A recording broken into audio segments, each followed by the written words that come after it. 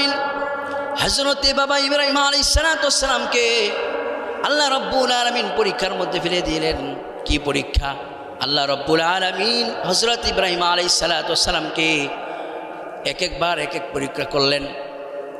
আল্লাহ রাব্বুল আলামিন তাকায় দেখুন, হযরত ইব্রাহিম আলাইহিস সালামকে নমরুদ আগুনের মধ্যে ফেলে দিবেন। আগুন তৈরি করলেন, রেডি করলেন।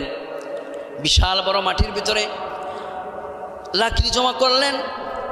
সব কিছু রেডি করে যখন ইব্রাহিম আলাইহিস সালামকে আগুনের মধ্যে ফেলে দিবেন, হযরত ইব্রাহিম আলাইহিস সালামকে আগুন থেকে বাঁচাবার জন্য হযরত জিবরাইল এসে বলে হযরত ইব্রাহিমকে, ইব্রাহিম তুমি আমার কাছে সাহায্য চাও, আমি তোমার আগুন নিভিয়ে দিব। হযরত ইব্রাহিম আলাইহিস সালাম বললেন, ও জিবরাইল, আমি যে আগুনের মধ্যে পড়ে যাব, আগুনের মধ্যে যে আমি পড়ে যাব, আমার আল্লাহ রাব্বুল আলামিন কি দেখবেন না আমি যে আগুনে পড়ে যাব। সুতরাং আল্লাহ রাব্বুল আলামিন যদি চান আগুনে পড়তেও আমার কোনো দ্বিধা নাই। হযরত ইব্রাহিম আলাইহিস সালামকে নমরুদ আগুনের মধ্যে জ্বালাতে চেয়েছিল, সেখানে হযরত ইব্রাহিম আলাইহিস সালাম উত্তীর্ণ হয়ে গেলেন। বলেন সুবহানাল্লাহ। সম্মানিত উপস্থিতি আমার ভাইয়েরা, শুধু তাই নয়, আল্লাহ রাব্বুল আলামিন হযরত ইব্রাহিম আলাইহিস সালামকে এমন পরীক্ষার সম্মুখীন করেছেন। আল্লাহ রাব্বুল আলামিন হযরত ইব্রাহিম আলাইহিস সালাম আল্লাহর কাছে দোয়া করেন, আল্লাহ রাব্বি হাবলি মিনাস সালিহিন, রাব্বি হাবলি মিনাস সালিহিন। রব্বুল আলামিন আমাকে একটা নেককার সন্তান দান করেন। এই দোয়া যখন হযরত ইব্রাহিম আলাইহিস সালাম আল্লাহর কাছে করলেন, আল্লাহ রব্বুল আলামিন তিনার বয়স যখন ৮০ থেকে ৮৫ বছর হয়ে গেল, বিবি হাজরা আলাইহিস সালামের বয়স যখন ৮০-৯০ হলো, তখন হযরত ইব্রাহিম আলাইহিস সালাম আল্লাহর কাছে দোয়া করেন, আল্লাহ একটা সন্তান দান করেন। কিভাবে সম্ভব? দুজনের বয়সে তো শেষের দিকে, বার্ধক্য চলে এসেছে, দুজনও বয়স্ক হয়ে গেছেন। কিন্তু আল্লাহ রব্বুল আলামিন যে সব পারেন, আল্লাহ রব্বুল আলামিন যে বৃদ্ধকেও সন্তান দিতে পারেন, পিতা ছাড়া মাকেও যে সন্তান দিতে পারেন, তার নিদর্শন আল্লাহ রব্বুল আলামিন দেখিয়ে দিয়েছেন। আল্লাহ রব্বুল আলামিন হযরতে ইব্রাহিম আলাইহিস সালাম আল্লাহর কাছে কান্নাকাটি করে আল্লাহর কাছে চেয়ে একটা সন্তান নিয়ে আসলেন। আল্লাহ রব্বুল আলামিন একটা সন্তান দান করলেন। হযরত ইসমাঈল আলাইহিস সালামকে আল্লাহ রব্বুল আলামিন দান করলেন।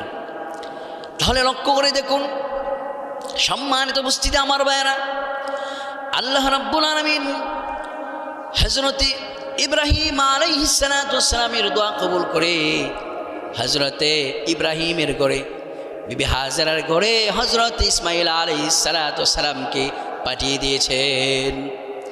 হযরত ইসমাঈল আলাইহিস সালাম দুনিয়াতে আসার পরে আল্লাহ রাব্বুল আলামিন হযরতে ইসমাঈল আলাইহিস সালাম দুনিয়াতে আসার পরে আল্লাহ রাব্বুল আলামিন ইব্রাহিমকে বললেন, ইব্রাহিম তুমি তোমার এই ছোট্ট সন্তান সহ হাজরাকে তুমি মক্কায় নিয়ে মরুভূমি, যেখানে কোনো মানুষ নাই, জনমানবহীন এমন একটা জায়গায় তুমি তাদেরকে রেখে এসো। দেখেন আল্লাহ রাব্বুল আলামিন তাকে কি পরীক্ষা করলেন। ছোট্ট বাচ্চা সহ তার মাকে হযরত ইব্রাহিম আলাইহিস সালাম, জনমানবহীন কোনো মানুষ নেই এমন একটা জায়গার মধ্যে রেখে আসার জন্য আল্লাহ রাব্বুল আলামিন আদেশ করলেন।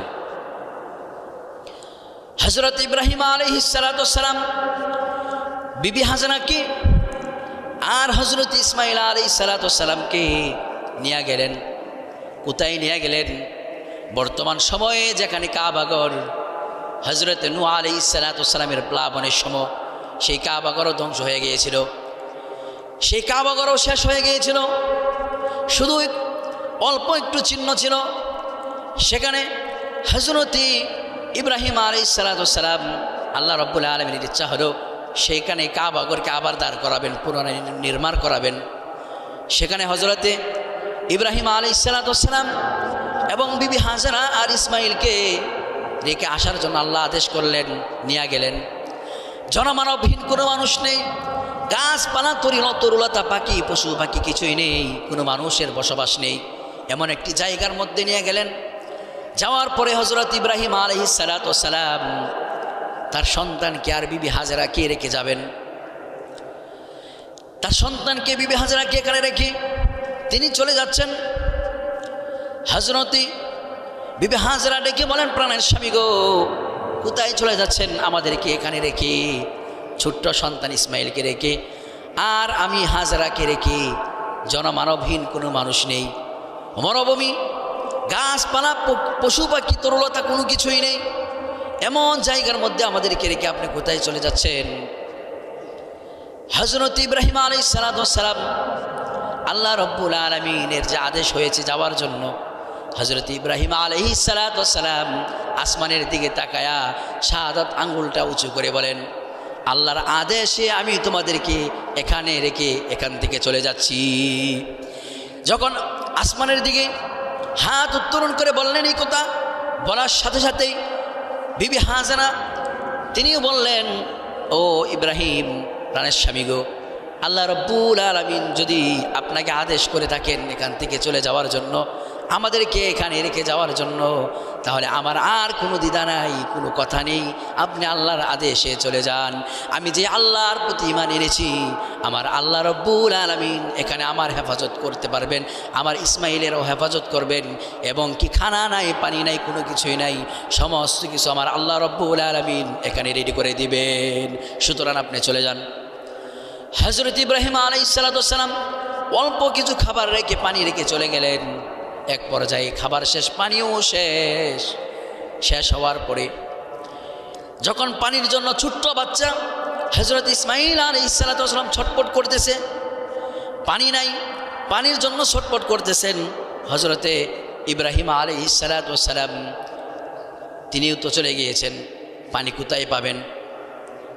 হযরতে ইসমাইল আলাইহিস সালাতু ওয়াস সালাম চিন্তা করে দেখুন, ছোট্ট বাচ্চা, এই ছোট্ট বাচ্চা, শিশু বাচ্চা যখন পানির জন্য ছটফট করতেছেন, কোথাও পানি পাওয়া যাচ্ছে না। তিনার মা বিবি হাজেরা এদিক ওদিক তাকায়, কোথাও পানির সন্ধান নাই, পানি দেখা যাচ্ছে না। হযরতে বিবি হাজেরা আলাইহিস সালাতু ওয়াস সালাম কি করলেন?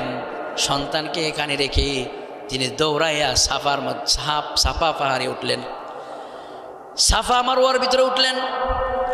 সাফার মধ্যে উঠে তিনি পানির সন্ধান খুঁজতেছেন, কোথাও পানি দেখা যাচ্ছে কি, পানি আছে কি না, কোথাও পানি দেখা যায় না। সাফা পাহাড়ে উঠে দূর থেকে তাকায় দেখেন মারওয়া পাহাড়ের মধ্যে মনে হয় পানির সন্ধান আছে, ওখানে মনে হয় পানি দেখা যাচ্ছে। কিন্তু আমার ভাইয়েরা, তিনি সাফা থেকে দৌড়াইয়া মারওয়া পাহাড়ে গেলেন, ওখানেও যায় দেখেন পানি নাই। আবার দৌড়ায়া সাফা পাহাড়ে আসলেন, আবার দৌড়ায়া মারওয়া পাহাড়ে যান। এরকমভাবে দৌড়াদৌড়ি করতে থাকেন, 7টা চক্কর দিয়েছেন, কোথাও পানি পাচ্ছেন না। বর্তমান সময়ে আমরা যারা হাজি সাহেব রয়েছি, হজ করতে যারা গিয়েছি, আমরা জানি সাফা এবং মারওয়া পাহাড়ে দৌড়াদৌড়ি করতে হয়। কি বলেন? দৌড়াদৌড়ি করতে হয়। ওই যে বিবি হাজেরা আলাইহিস সালাতু ওয়াস সালাম দৌড়াদৌড়ি করেছিল পানির জন্য, আল্লাহ রাব্বুল আলামিনের কাছে বিষয়টা পছন্দ হয়েছিল। এখন বর্তমান সময়ে আমরা যারা হাজি সাহেব রয়েছি, হজ করতে যাই, আমাদেরও এরকমভাবে দৌড়াদৌড়ি করতে হয়। তাহলে হযরত হাজেরা আলাইহিস সালাতু ওয়াস সালাম পানির সন্ধান করতেছেন, কোথাও পানি পাচ্ছেন না, কোথাও পানি দেখা যায় না, পানির কোনো সন্ধান নাই। এমনই অবস্থায় হযরতে বিবি হাজেরা আলাইহিস সালাতু ওয়াস সালাম দৌড়াইয়া সন্তানের কাছে আসলেন। আসার পরে এই যে ছোট্ট বাচ্চা হযরত ইসমাইল আলাইহিস সালাতু ওয়াস সালাম, তিনি পানির জন্য কাতরাইতেছেন, আর পায়ের গোড়ালু দিয়ে জমিনের মধ্যে আঘাত করতেছেন। জমিনের মধ্যে আঘাত করেন আর তিনি নড়াচড়া করেন। যে পায়ের গোড়ালু দিয়া জমিনের মধ্যে আঘাত করলেন, সেই পায়ের গোড়ালু থেকে আল্লাহ রাব্বুল আলামিনের কুদরতে পানি বের হতে শুরু করলো। বলেন সুবহানাল্লাহ। আল্লাহ রাব্বুল আলামিনের কুদরতে জমিন থেকে পানি বের হচ্ছে। তখন হযরতে হাজেরা আলাইহিস সালাতু ওয়াস সালাম তিনি কি করলেন? বালু দিয়া সেই পানিটাকে ডেকে রাখার জন্য, জমা করে রাখার জন্য হযরতে হাজেরা আলাইহিস সালাতু ওয়াস সালাম বালু দিয়া, মাটি দিয়া, চতুর্দিক দিয়া বেড়া দিলেন, আর বললেন জম জম জম জম। জমজম কুবো হয়ে গেল, সেখান থেকে পানি বের হতে শুরু করলো। আজও পর্যন্ত সেখান থেকে পানি বের হয়। আমার ভাইয়েরা, কিয়ামত পর্যন্ত আল্লাহ রাব্বুল আলামিনের কুদরতে সেখান থেকে পানি বের হবে। তাহলে চিন্তা করে দেখুন, হযরত ইব্রাহিম আলাইহিস সালাম এই পরীক্ষার মধ্যেও উত্তীর্ণ হয়ে গেলেন।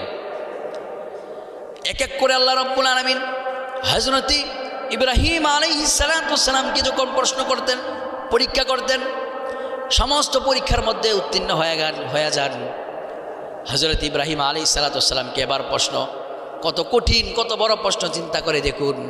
হযরত ইব্রাহিম আলাইহিস সালাম সন্তান পান না। সন্তানের জন্য আল্লাহ রাব্বুল আলামিনের কাছে দোয়া করেন। দোয়া করে করে একটা সন্তান চেয়ে এনেছেন।